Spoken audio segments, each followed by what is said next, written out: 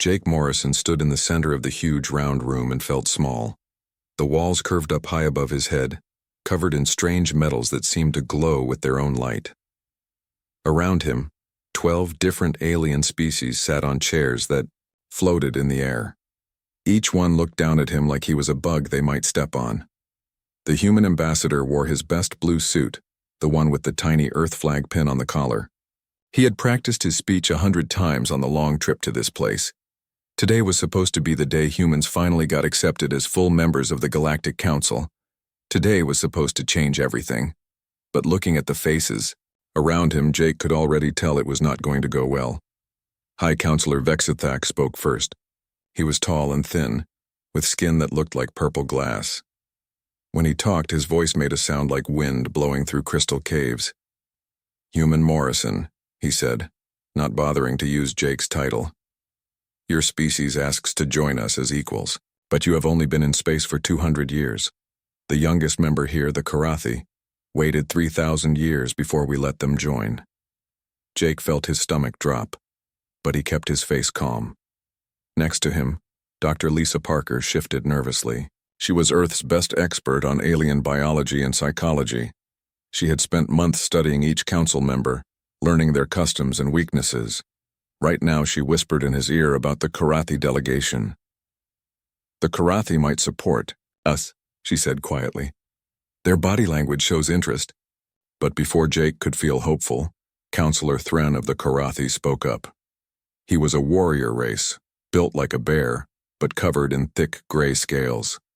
His voice rumbled like distant thunder. "We cannot support the humans. They are too aggressive. They expand too fast, they build too many weapons, they want to conquer, not cooperate." Jake's hands tightened into fists, but he forced them to relax. He had expected this. Earth's rapid expansion across their local stars had worried many alien species. Human colonies seemed to pop up everywhere, and human ships were always exploring new systems. To aliens who moved slowly and carefully, humans looked dangerous. "Honorable counselors," Jake began, his voice steady despite his racing heart. "I understand your concerns, but I ask you to look at what humanity has actually done, not what you fear we might do." He activated the holographic display he had brought. Images filled the air above his head, showing human achievements across the galaxy. "Our medical researchers developed the cure for red fever that saved 4 billion Zephyrians. Our engineers built the water purification systems that ended the drought on Karathi Prime. Our peacekeepers stopped 3 wars before they could start." The images showed human doctors working alongside alien patients, their faces focused and caring. Human engineers covered in dirt and sweat as they worked to fix broken systems on alien worlds. Human soldiers standing between 2 angry armies, their weapons lowered, their hands raised in peace. Dr. Parker had insisted they include personal stories, not just numbers. The display showed a human nurse named Betty Collins who had worked for 10 years in a Zephyrian children's hospital. She had learned their language, adopted their customs, and saved thousands of young lives. The Zephyrian children called her Mother Betty, and drew pictures of her to hang on the hospital walls. Another image showed Captain Roy Turner, who had spent 5 years mediating the border dispute between the Savanti and the Helios Union. He had lived on a small ship between their worlds, meeting with leaders from both sides every day for months. When they finally signed a peace treaty, both sides asked him to be the witness. But the council members looked at these images with bored expressions. They had seen it all before. Counselor Vexithak waved a thin hand, and the images disappeared. "These are nice gestures," he said, "but they do not prove readiness for full membership. You humans are children playing with adult toys. You have potential, but you need more time to grow up." Jake felt anger rising in his chest, but he pushed it down. Getting angry would only prove their point about human aggression. "What must we do to prove ourselves?" he asked. 20 more years of probationary status," Counselor Thren answered. "During this time, you will limit your expansion to 1 new colony per year. You will reduce your military fleet by half.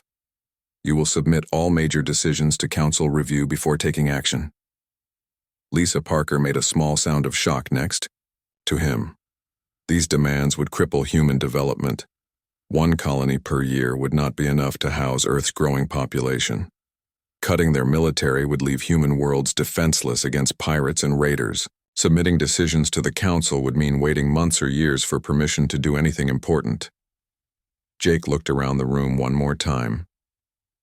The ethereal collective sat silent as always, their energy bodies flickering like candles in the wind. They never voted yes or no on anything, just watched and waited. The other 10 species showed no sign of changing their minds. "I request a formal vote," Jake said. The vote was quick. Each counselor spoke their decision clearly. No. No. No. The words fell like hammers, one after another. Only the ethereal collective remained silent, which counted as neither yes nor no, 11 to 1 against, with 1 abstention. Counselor Thren stood up from his floating chair. His massive form cast a shadow over Jake. "The decision is final. Humanity will continue as a probationary member for 20 standard years. Any increase in aggressive behavior will result in immediate sanctions and possible expulsion from Council. Space." Jake began gathering his papers and data crystals. His hands moved slowly and carefully, even though he wanted to throw everything on the floor and storm out. Dr. Parker watched him with worried eyes. "Ambassador Morrison," Counselor Vexthak called out as Jake prepared to leave. "We hope you understand this decision comes from wisdom, not cruelty. Your species has great potential, but potential without restraint becomes destruction." Jake stopped walking. He turned back to face the council one last time. When he spoke, his voice was quiet but clear enough for everyone to hear. "Counselors, I want my words entered into the official record of this session." A small drone appeared and began recording. "Humanity came here seeking partnership, not dominion. We offered our knowledge, our skills, and our friendship. We asked to stand beside you as equals, to face the challenges of the galaxy together. Today you have rejected that offer." Jake looked directly at each council member as he continued. "You see our growth as aggression, our enthusiasm as recklessness, our youth as weakness. You are wrong on all counts, but that is your choice to make. I hope the consequences of this decision prove less severe than I believe they will be." He closed his briefcase with a sharp click. "Humanity will abide by your decision for now. But remember this day, counselors. Remember that you had the chance to guide us as partners, and chose instead to treat us as children. History will judge whether that was wisdom or the greatest mistake any of you ever made." The council chamber fell silent as Jake and Lisa walked toward the exit. Their footsteps echoed in the vast space. None of the council members spoke or moved as the humans left. Outside the chamber, Lisa finally allowed herself to show emotion. "Jake, those terms are impossible. We cannot accept them." Jake Morrison looked back at the closed doors of the council chamber. His jaw was tight, and his eyes were hard. "No, Lisa, we cannot, and we will not." As their ship lifted off from Zentara, Prime, Jake stared out the window at the planet falling away below them. He was already thinking about what came next. The council thought they had taught humanity a lesson about knowing their place. They were about to learn how wrong they were. Commander Alex Carter stood on the bridge of the Earth Defense Station, looking out at the stars that had once seemed so welcoming. 6 months had passed since Jake Morrison returned from the council with news of humanity's rejection. 6 months of angry debates in Earth's government halls. 6 months of hard decisions that would change everything. Alex had been a soldier for 20 years, fighting pirates and protecting human colonies across known space. He had always believed that humans and aliens could work together, could build something better than what any species could achieve alone. The council's rejection had crushed that dream like a bug under a boot. Now he had orders that felt wrong in his gut but right in his heart. "Open a channel to all human settlements, colonies, and ships," Alex commanded. His communications officer, Lieutenant Jenny Walsh, looked at him with worried eyes. She knew what was coming. They all did. "Channel open, sir," Jenny reported. Alex took a deep breath. The words he was about to speak would echo across the galaxy and change the course of human history. This is Commander Alex Carter of the Earth Defense Force, broadcasting on all frequencies to all human citizens, military personnel, and civilian contractors. He paused, looking at the camera that would carry his image to millions of humans, scattered across dozens of worlds. Effective immediately, all human territories are withdrawing from galactic affairs. We will honor existing treaties and trade agreements for one standard year to allow for orderly transitions. After that time, humanity will pursue an independent path among the stars. The words felt heavy coming out of his mouth, but also, strangely, liberating. For too long, humans had tried to fit into a system that did not want them. Now they would build their own system. Across the galaxy, the reaction was swift and chaotic. On the mining world of Kepler Station, human miners stopped work in the middle of their shifts. Foreman Pete Rodriguez gathered his crew of 200, men and women, in the main cafeteria. "Pack your gear," he told them. "We are going home." The alien supervisors tried to argue, tried to convince the humans to stay. The mine produced rare metals that were essential for Council technology. Without human expertise, the complex extraction process would fail. "The contract says you must give 6 months' notice," squeaked the Sivanti mine manager, his forearms waving frantically. Pete looked at the small alien with tired eyes. "The contract was between humans and the Council. Since the Council does not want us as equals, we are no longer bound by Council rules. We will finish this week to give you time to find replacements. After that, you are on your own." The Sivanti manager watched helplessly as the most skilled workers in the galaxy packed their belongings and walked away from jobs that could not be filled by anyone else. On the research station orbiting Proxima 7, Dr. Rachel Torres was deleting 5 years of work with the press of a button. Her research into cross-species genetics had been groundbreaking. She had discovered ways to allow different alien species to have children together, something that had never been possible before. 3 different species were facing population crises because their birth rates were too low. Dr. Torres had been 6 months away from giving them a solution that would save billions of lives. Her research partner, a snake-like Helios scientist named Saleth, watched in horror as data files disappeared from the computers. "Rachel, please reconsider.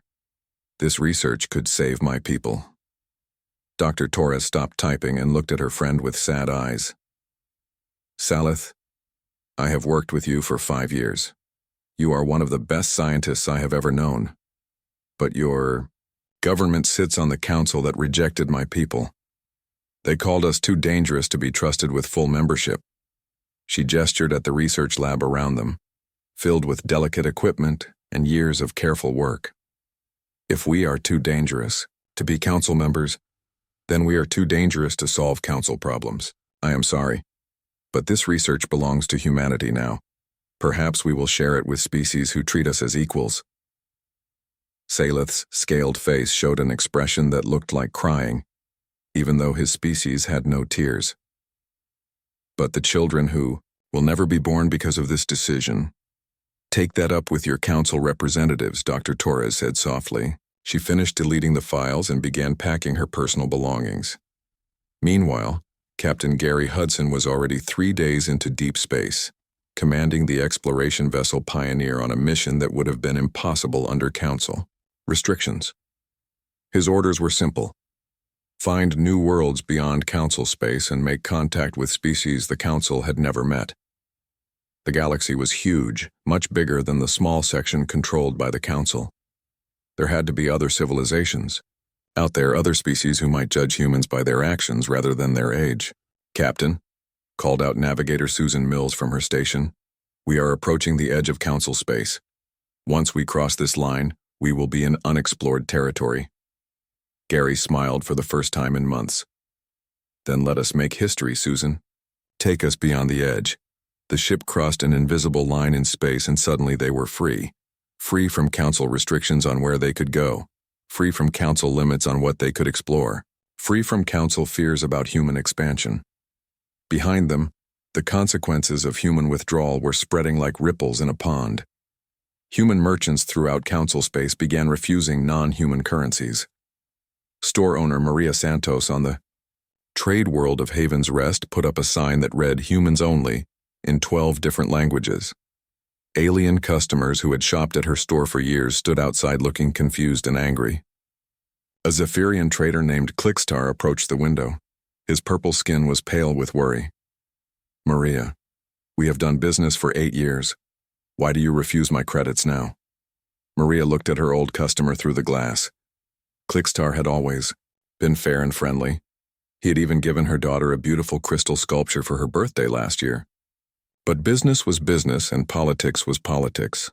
"Clickstar, you are a good person and I consider you a friend, but your government decided that humans are not worthy of respect. If we are not good enough to be council members, then our goods are not good enough for council money." The Zephyrian pressed his hand against the glass. "But I voted for human membership in the civilian polls on my world. 70% of my people supported you." "Then talk to your representatives about changing their vote," Maria said sadly. "Until the council treats humans as equals, humans will treat the council as strangers." The most shocking withdrawals came from the war zones.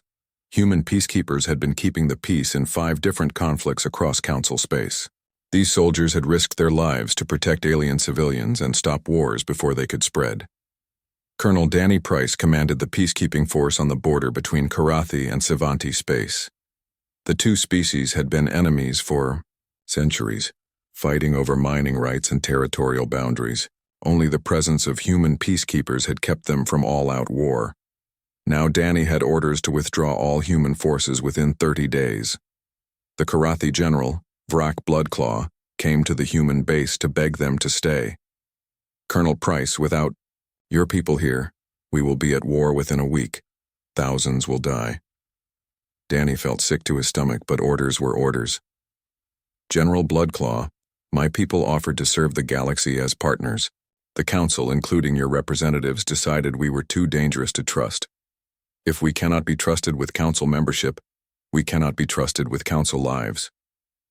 The Karathi general, a warrior who had never shown fear in battle, looked terrified. "But the civilians, the children, protect them yourself," Danny said quietly. "That is what we would have helped you do as council members. Since we are not council members, it is not our responsibility anymore." As human ships began disappearing into the unknown regions of space, they took with them technologies and knowledge that the council had never bothered to fully understand. Medical techniques that had saved billions, agricultural methods that had ended famines, diplomatic skills that had prevented wars. Captain Gary Hudson, now weeks into unexplored space, made first contact with a species called the Architects. They were builders who created structures that defied physics, manipulating space and time like clay. The lead architect, a being of pure energy called Harmony, spoke directly into Gary's mind. "You are the young species the council rejected, are you not?" Gary was surprised that news had traveled so far.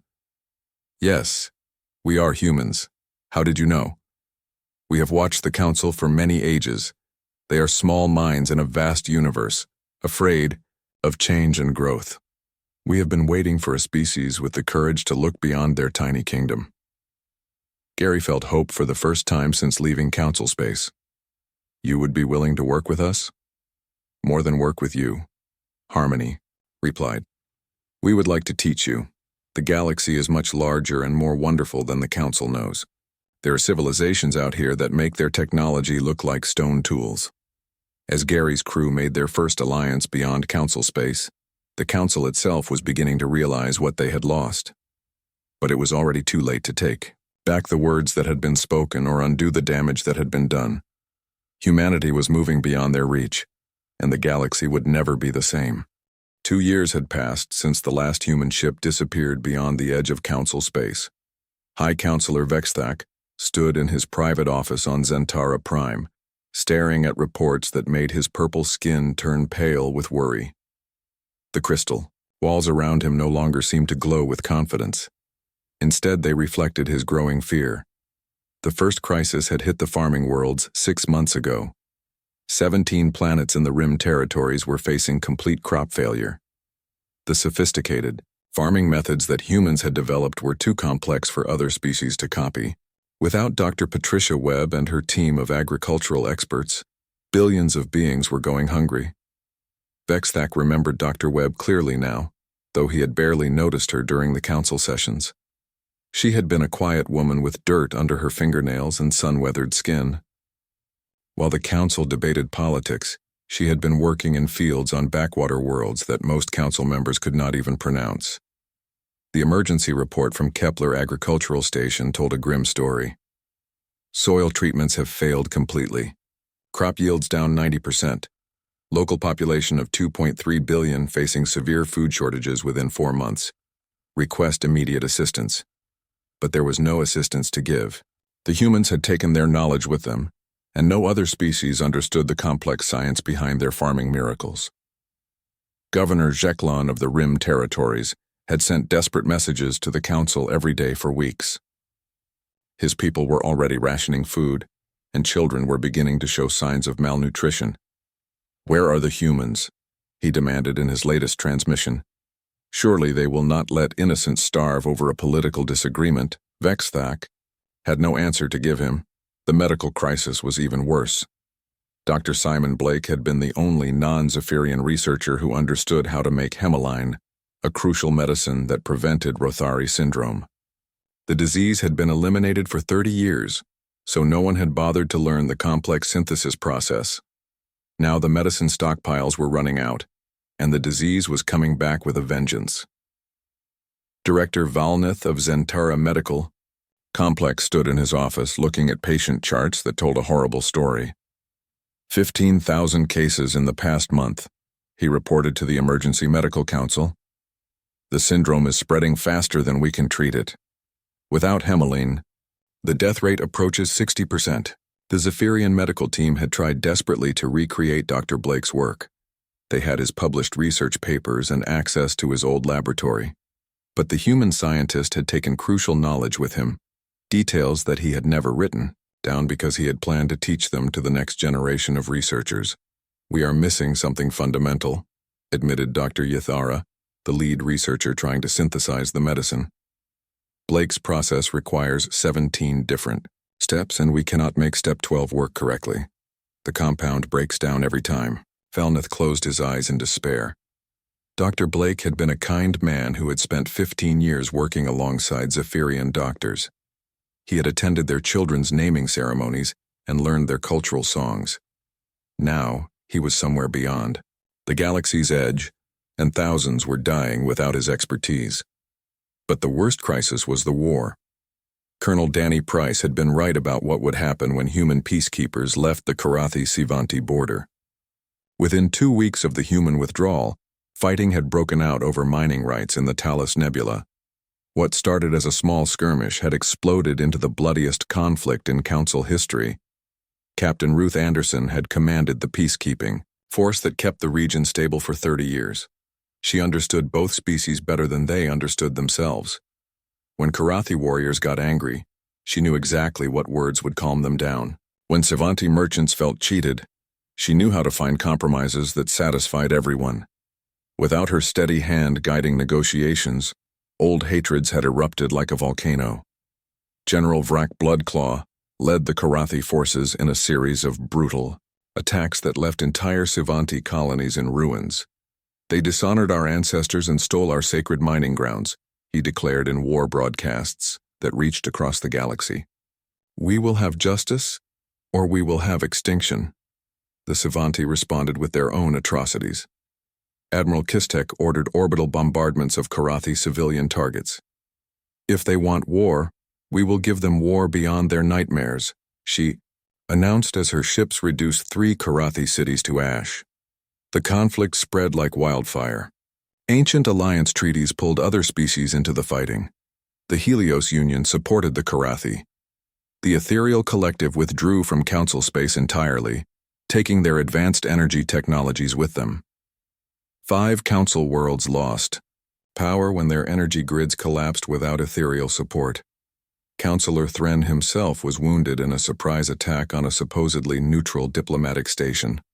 The proud Karathi warrior now bore terrible scars across his scaled face, reminders of a war that human peacekeepers could have prevented. 50 billion dead, he reported to the emergency council session, his voice filled with grief and rage. 50 billion beings who would still be alive if we had not driven away the only species capable of maintaining peace in our galaxy. The death toll was staggering. Entire star systems had become battlefields. Refugee ships filled with desperate families wandered between worlds, looking for safe harbors that no longer existed. Meanwhile, disturbing reports were filtering back from the galaxy's edge about human activities in the unexplored regions. Captain Frank Lopez commanded the Deep Space Reconnaissance mission tasked with finding the missing humans. His ships had ventured further from Council space than any expedition in recorded history. What they found was both amazing and terrifying.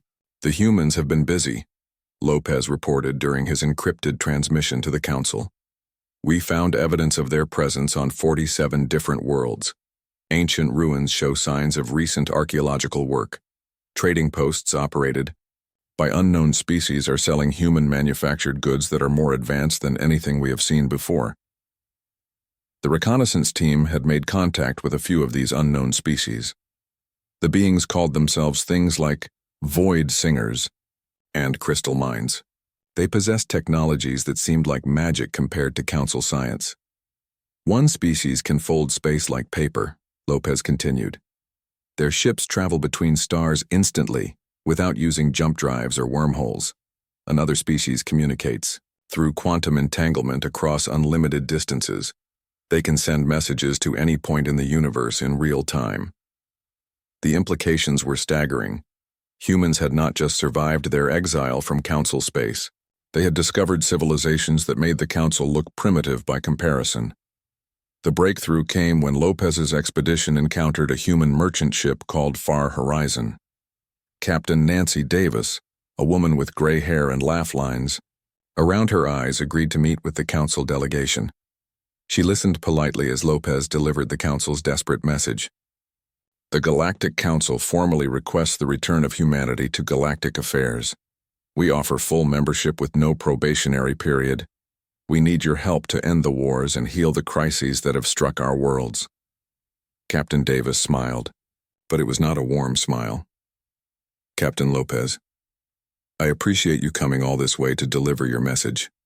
I will make sure it reaches the right people. But I would not hold my breath waiting for a response. She gestured toward the viewing port of her ship, where strange structures could be seen orbiting a distant star. We have been busy building something new out here. Something bigger and better than what we left behind. Frankly, we like it better, without the Council's interference. Lopez studied the alien structures through his binoculars. They were clearly not human technology, but they incorporated human design elements. Ships of unknown configuration moved between them with grace and purpose. And what are those structures? Those are the beginnings of the Confederation shipyards, Davis replied proudly. 12 species working together to build vessels that can cross between galaxies. The architects designed them, the crystal minds power them, and humans coordinate the construction. She turned back to Lopez with that cold smile still on her face. The Council taught us that we were not welcome at your table, so we built our own table, and it is much bigger than yours. As the Far Horizon departed for regions beyond Council charts, Captain Lopez realized the terrible truth. Humanity had not just found new friends in the unexplored galaxy. They had found new partners who valued their contributions and respected their abilities. The Council had rejected humanity when they were weak and desperate for acceptance. Now humans were strong and allied with powers that could reshape the very fabric of space and time. Back on Zentara Prime, High Counselor Vexthak read Lopez's report with growing horror. The galaxy was much larger than the Council had ever imagined, and they had driven away the one species that could have guided them into that larger universe as friends and allies.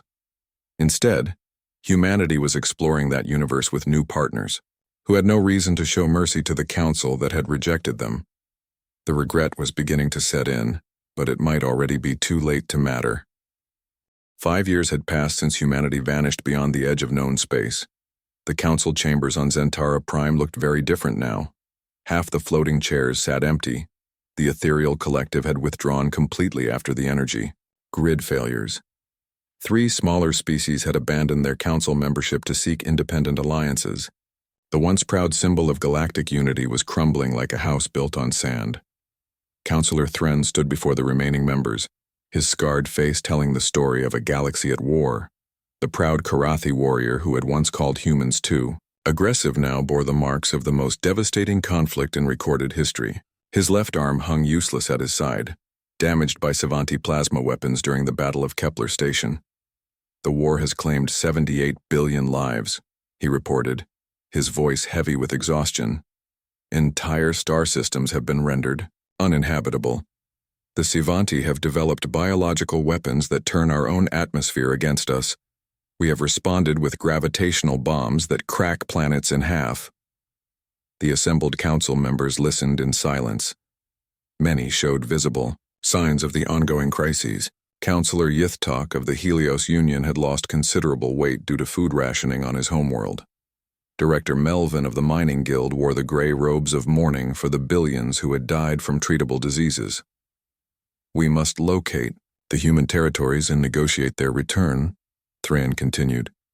Our intelligence reports suggest they have established a coalition with at least 15 previously unknown species. Some of these new allies possess technological capabilities that exceed anything in our databases. High Counselor Vexthak activated the chamber's central display. Images appeared showing artifacts that Council explorers had discovered in the outer regions. Strange metals that bent light around themselves. Energy signatures that registered on no known instruments. Most disturbing of all, ruins of ancient civilizations that showed signs of recent human archaeological work. The humans are not just surviving out there, Vexthak said quietly. They are uncovering secrets that we never knew existed. They are learning from civilizations that watched our ancestors crawl out of caves and never bothered to make contact with us. The truth was humbling and terrifying. The Council had always believed they represented the height of galactic civilization. Now they were discovering that they were just children playing in a small corner of a vast universe filled with wonders beyond their imagination. Admiral Kate Sullivan entered the chamber wearing the mixed uniform that marked her unique position. She had been human once, but when her people departed, she had chosen to stay behind.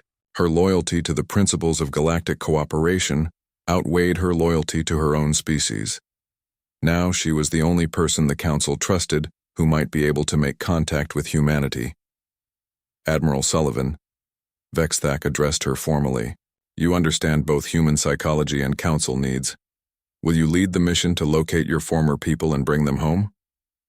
Kate looked around the chamber at the desperate faces of beings who had once dismissed humanity as unworthy children. The irony was bitter in her mouth. Counselors, I must be clear about something. I do not know where humanity went. When they left, they deliberately chose regions beyond our mapped territories. The galaxy is vast and they could be anywhere. She paused, choosing her words carefully.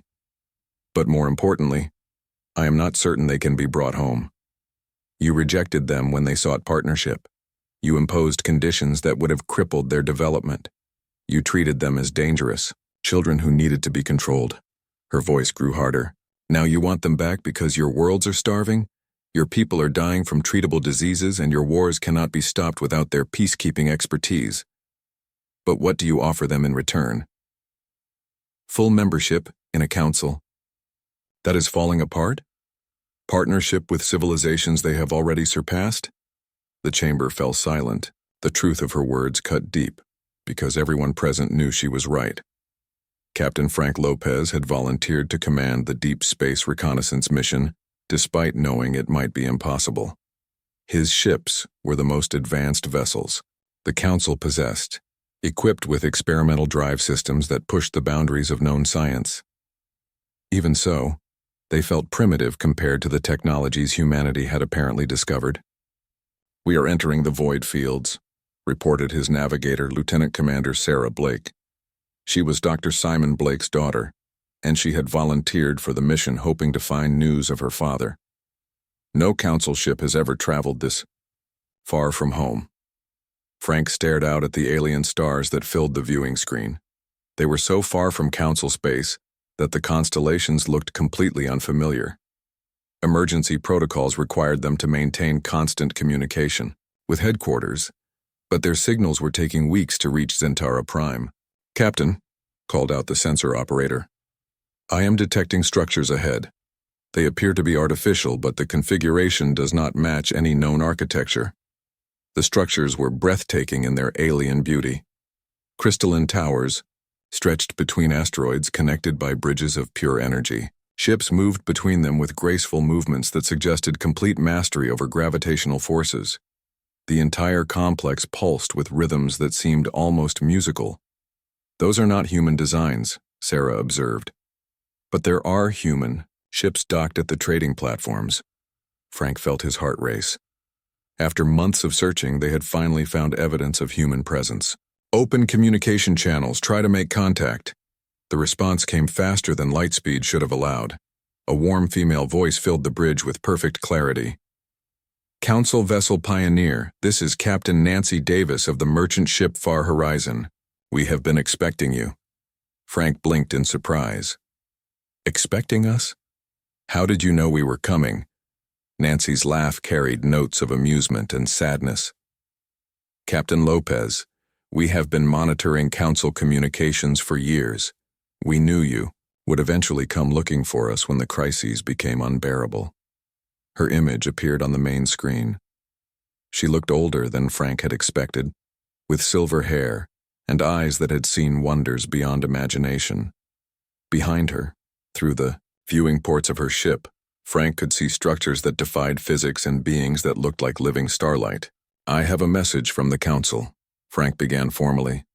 "The Galactic Council requests the immediate return of humanity to help resolve the ongoing crises in Council space. We offer full membership with no conditions or probationary periods." Nancy nodded politely. "I will deliver your message to President Brooks and the Confederation Council. But Captain, I must warn you not to expect the answer you hope for." She gestured toward the alien city around them. "Do you see those crystal spires? They are grown by the architects using controlled manipulation of space-time.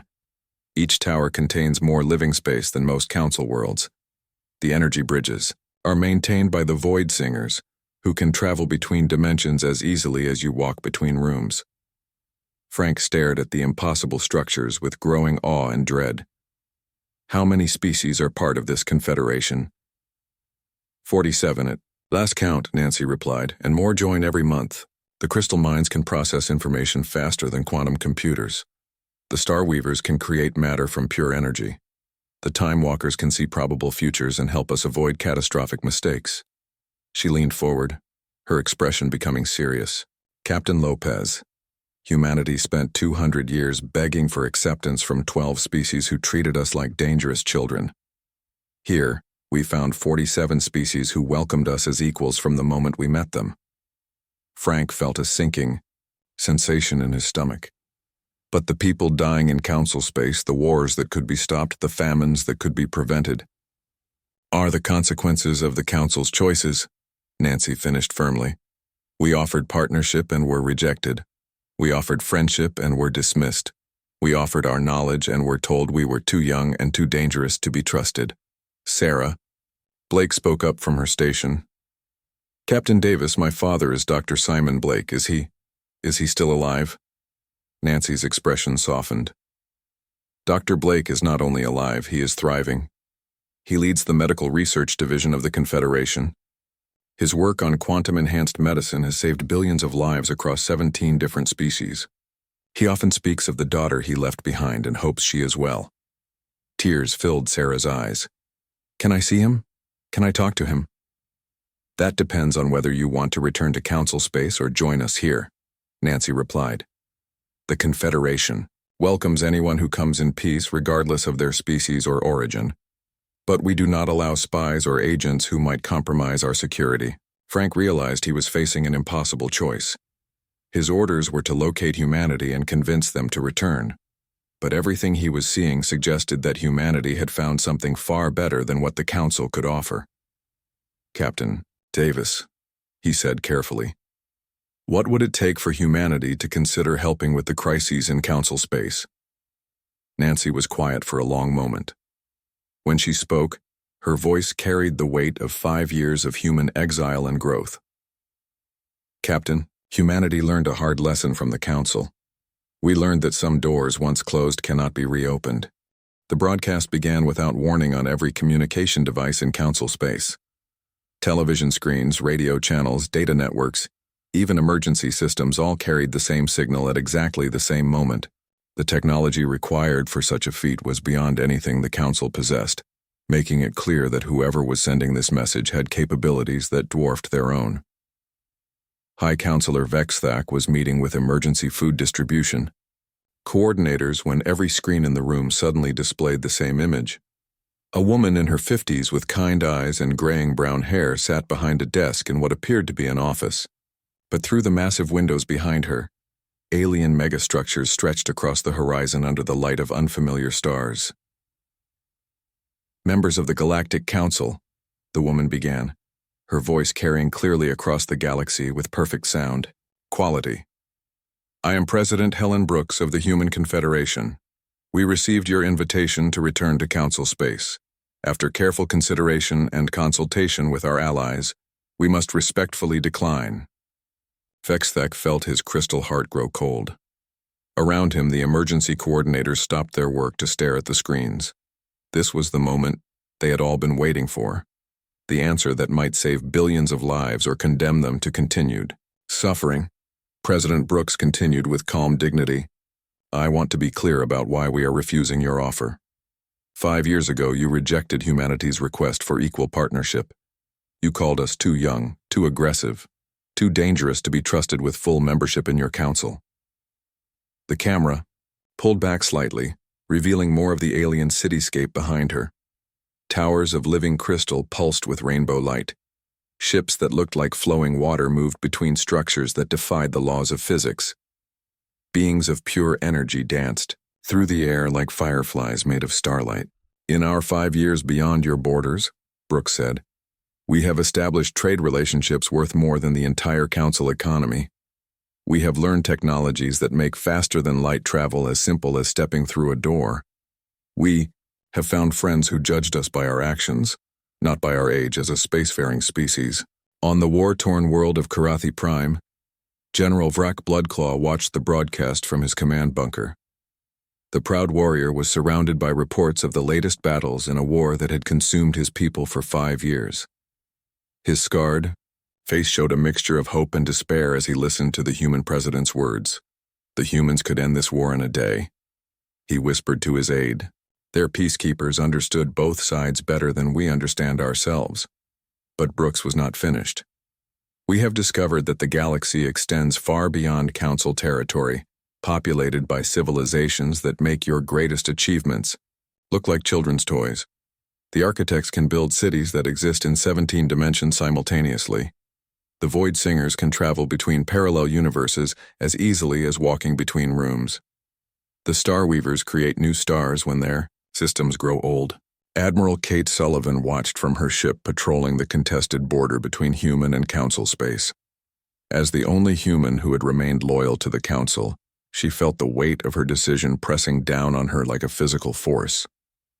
Every word from President Brooks reminded her of what she had given up when she chose duty over her own people. "We have learned," Brooks continued, "that the Council represents only a tiny fraction of galactic civilization. You govern 12 species in a small corner of one spiral arm. The Confederation includes 47 species spanning multiple galaxies. Our youngest member civilization has been exploring space for longer than your oldest member species has existed." The revelation hit the Council chambers like a physical blow. Counselor Thren, listening from his recovery bed in the medical center, closed his eyes in pain that had nothing to do with his war wounds. The Karathi people prided themselves on being ancient and wise. To learn that they were infants compared to humanity's new allies was almost unbearable. President Brooks stood up from her desk and walked to the massive windows. The camera followed her, showing more of the impossible city beyond. "But we do not hold grudges.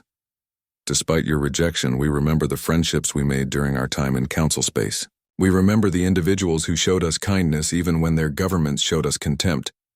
She turned back to face the camera. "Therefore, humanity offers assistance with the current crises in Council space, but strictly as a humanitarian, gesture between separate political entities. We will provide medical aid for the plagues. We will send peacekeepers to help end the wars. We will share agricultural techniques to prevent the famines. Hope flickered in the hearts of billions across council space. Perhaps there was still a chance for salvation, but Brooks raised her hand before that hope could take root. However, this aid comes with conditions. First, all assistance will be temporary, lasting no more than 2 standard years. Second, council, species must find their own long-term solutions to these problems. Third, any attempt to use our aid as leverage for political concessions will result in immediate withdrawal of all assistance. She paused, letting the weight of her words settle across the galaxy. Most importantly, you must understand that this assistance does not represent a return to our previous relationship. Humanity has moved beyond the need for council approval or council membership. We have found our place among the stars, and it is not at your table. The final blow came with calm certainty. The door you closed 5 years ago will not reopen. Some opportunities once rejected do not come again. Some relationships once broken cannot be repaired. On the mining world of Kepler Station, the alien supervisors who had watched human workers walk away 5 years ago stared at empty assembly lines. The complex extraction processes had failed completely without human expertise. Now they realized that the knowledge they had lost might never return. Dr. Yathara, still struggling to synthesize the medicine that Dr. Simon Blake had made look effortless, wept as she understood that her people's suffering was the direct result of their government's arrogance. Help was coming, but it would be temporary. Without learning to replicate human innovations themselves, they would face the same crises again in 2 years. President Brooks returned to her desk for her final words. To those individuals in council space who showed humanity friendship and respect, we have not forgotten you. The Confederation welcomes anyone who comes in peace regardless of their species or origin. Sarah Blake, if you are listening, your father is well and thinks of you every day. The choice to join him is yours to make. The broadcast ended as suddenly as it had begun, leaving the galaxy in stunned silence. High Counselor Vexthak sat in his office, staring at the blank screen that had just shattered his understanding of the universe. The Council had always believed they were the center of galactic civilization. Now they knew they were just a small, frightened group, clinging to outdated ideas in a cosmos that had moved far beyond them. Admiral Kate Sullivan made her decision within hours of the broadcast ending. She submitted her resignation from Council service and requested passage to Confederation space. Her message was simple. I chose duty over my people once. I will not make that mistake again. Captain Frank Lopez, still in the alien city where he had met Nancy Davis, was offered the same choice. He could return to Council space with humanity's message of temporary aid, or he could join the Confederation and explore wonders beyond imagination. Half his crew chose to stay. The human aid ships arrived within weeks, bringing medical supplies, agricultural experts, and peacekeeping forces. But they came not as returning friends, but as foreign aid workers helping strangers in need. The humans were polite, professional, and completely detached from the politics that had once consumed them. Dr. Patricia Webb returned to the farming world she had once called home, but now she wore the uniform of the Confederation Agricultural Corps. She worked efficiently to solve the food crisis, but when local officials tried to convince her to stay permanently, she smiled sadly and shook her head. "This is not my home anymore," she told them.